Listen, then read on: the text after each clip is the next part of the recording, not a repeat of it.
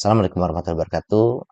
Salam sejahtera bagi kita semua. Ya, selamat datang kembali di channel Belajar Bareng Kang Reis. Jadi di sini saya akan berbagi kembali yang mengenai kursus Excel ya. Mudah-mudahan bermanfaat bagi teman-teman semuanya. Jadi yang dibahas kali ini yaitu khusus mengenai data validation. Jadi sebelum kita mulai, pastinya sedikit saya sampaikan apa itu data validation. Jadi data validation itu adalah fungsi pada Microsoft Excel untuk membatasi inputan data pada sel-sel tertentu yang kita pilih ya teman-teman. Nah, di sini teman-teman bisa lihat ada tabel ya. Di sini tabel barang ya. Kemudian kalau kita lihat ada nama barang, kategori dan seterusnya.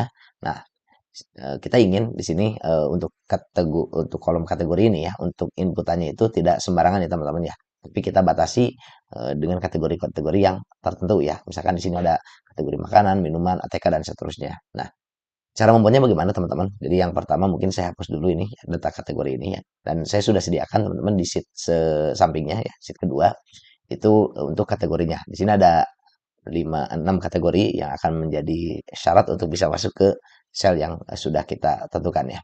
Nah, untuk membuat data validasi sendiri teman-teman ya, jadi teman-teman cukup seleksi ya untuk sel yang ingin kita buatkan data validasinya.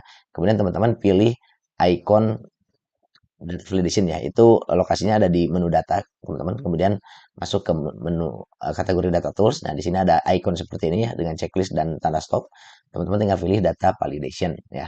Nah, sebenarnya untuk data validation itu sendiri itu bisa kita atur ya, nggak cuma daftar saja, jadi macam-macam nih kalau kita lihat dari drop down listnya ada mulai dari number, kemudian decimal, list, date, dan lain-lain. Cuman yang saya akan bahas kali ini adalah yang berdasarkan dari daftar. Nah, jadi ketika teman-teman memilih atau mengklik icon data validation, maka akan keluar form dialog seperti ini ya. Teman-teman tinggal isikan saja. Untuk yang model daftar itu teman-teman tinggal pilih yang namanya list ya, namanya list. Jadi itu berdasarkan daftar.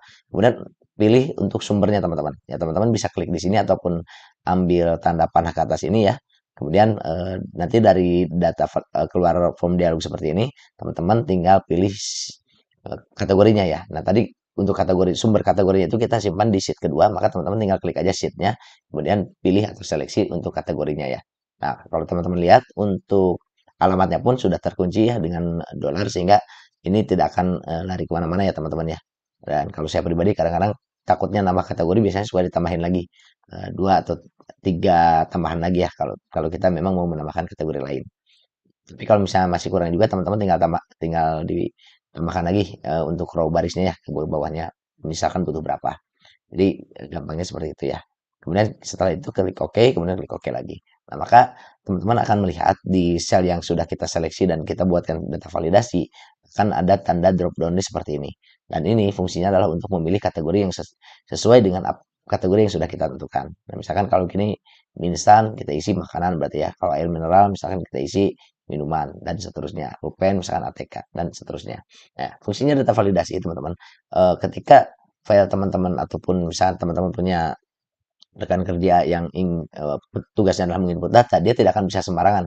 Misalkan di sini ketikan asal ya, maka akan ada error message teman-teman ya, di mana error message ini yang mengindikasikan bahwa untuk sel tersebut ya, yang sudah kita tentukan data validasinya itu tidak bisa diisi dengan sembarang kata ya.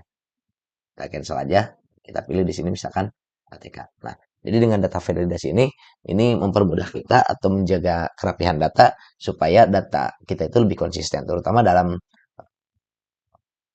apa namanya itu pekerjaan sehari-hari kita di perkantoran ya, untuk administrasi data yang lebih rapih dan tentunya enak dibaca ya, seperti itu ya teman-teman ya.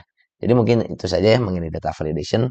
Semoga video yang disampaikan ini bermanfaat sehingga teman-teman yang mungkin lagi belajar bisa meningkatkan lagi pengetahuannya dan saya juga yang menyampaikan sambil belajar juga bisa menambah ilmunya juga.